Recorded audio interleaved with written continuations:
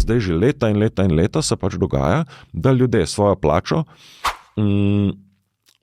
vsakič, ko grejo v štacuno, potem prinesejo manj za svoj denar, ki ga tam noter pustijo. In plače in njihova nominalna rast na noben način ne dohaja rastočih stroškov pač življenja. Draginja je huda, veliko hujša, kot se odraža celo v statistikah, pa so že statistike tle precej povedne. No in ta več inflacija ni kar preletela iz neba, tudi ni posledica tega, ker bi imeli ljudje večjo kupno moč, mislim, v resnici naša kupna moč pada, je posledica več tega, da so v določenemu trenutku, specifično z invazijo Ruske federacije pač na Ukrajino, se znašli nekateri ključni energetski globalni pač akterji v položaju, da začnejo šponati cene. Potem so isto zavohale vse ostale korporacije in pač cene tudi za osnovne dobrine so poletele v nebo. Ne zaradi tega, ker bi bile tle odzad tako zelo veliki proizvodni dejavniki, ki bi diktirali dvig te cene,